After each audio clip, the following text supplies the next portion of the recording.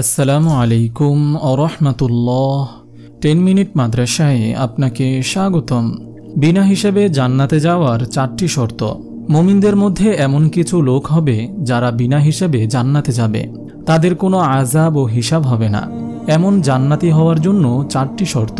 তা হলো, নম্বর 1, যারা দাগ কেটে রোগের চিকিৎসা করায় না। তৎকালীন যুগে আরবদের মাঝে কিছু রোগের জন্য একটা চিকিৎসা ব্যবস্থা চালু ছিল, আর তা হচ্ছে লোহা পুড়িয়ে ক্ষত বা ব্যথার স্থানে দাগ দেওয়া। রাসূল সাল্লাল্লাহু আলাইহি ওয়াসাল্লাম এই চিকিৎসাটাকে অপছন্দ করেছেন এবং দেখা যায় কিছু হাদিসে তিনি সেটা করতে নিষেধ করেছেন। এই জন্য কিছু আলেম এটাকে হারাম মনে করেন, আবার কিছু আলেম এটাকে মাকরুহ মনে করেন।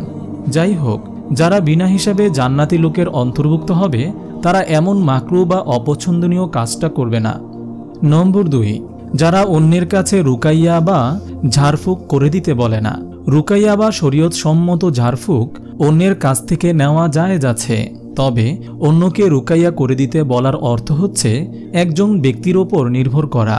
এজন্যে এই কাজটা জায়েজ হলেও উত্তম হচ্ছে আল্লাহর প্রতি দৃঢ় বিশ্বাস নিয়ে নিজের রুকাইয়া নিজে করার মতো ঈমান ও তাওয়াক্কুল গড়ে তোলা।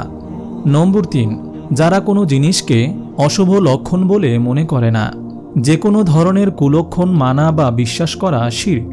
আব্দুল্লাহ ইবনে মাসউদ রাদিয়াল্লাহু তাআলা আনহু থেকে বর্ণিত, রাসূল সাল্লাল্লাহু আলাইহি ওয়াসাল্লাম বলেছেন, কুলক্ষণ বা অশুভ লক্ষণ মানা শিরক। একথা নবীজি সাল্লাল্লাহু আলাইহি ওয়াসাল্লাম 3 বার উচ্চারণ করেন। নম্বর 4, তারা কেবল আল্লাহর প্রতি ভরসা রাখে। ইবনে আব্বাস রাদিয়াল্লাহু তাআলা আনহু বলেন, নবী করিম সাল্লাল্লাহু আলাইহি ওয়াসাল্লাম বলেছেন, এক সময় আমার সামনে অতীতের সকল নবী ও উম্মতকে পেশ করা হলো। দেখলাম কোনো নবী কয়েকজন উম্মতকে সঙ্গে নিয়ে যাচ্ছেন, কোনো নবীর সঙ্গে রয়েছে 10 জন উম্মত, কোনো নবীর সঙ্গে 5 জন, আবার কোনো নবী একা একা যাচ্ছেন। নজর দিলাম, হঠাৎ দেখি অনেক বড় একটি দল। আমি বললাম, হে জিবরাইল, ওরা কি আমার উম্মত? তিনি বললেন, না, তবে আপনি ঊর্ধ্বলোকে নজর দিন। আমি নজর দিলাম, হঠাৎ দেখি অনেক বড় একটি দল। জিবরাইল আলাইহিস সালাম বলল, ওরা আপনার উম্মত, আর তাদের সামনে রয়েছে 70,000 লোক। তাদের কোনো হিসাব হবে না তাদের কোনো আযাব। আমি বললাম, তা কেন? তিনি বললেন, তারা কোনো দাগ লাগাতো না, ঝাড়ফুঁকের শরণাপন্ন হতো না এবং কুযাত্রা মানত না, আর তারা কেবল প্রতিপালকের উপরই ভরসা করত। তখন উক্কাশা ইবনে মিহসান রাদিয়াল্লাহু তাআলা আনহু নবী করিম সাল্লাল্লাহু আলাইহি ওয়াসাল্লামের দিকে উঠে দাঁড়িয়ে বললেন, আপনি আমার জন্য দোয়া করুন, আল্লাহ তাআলা যেন আমাকে তাদের অন্তর্ভুক্ত করেন।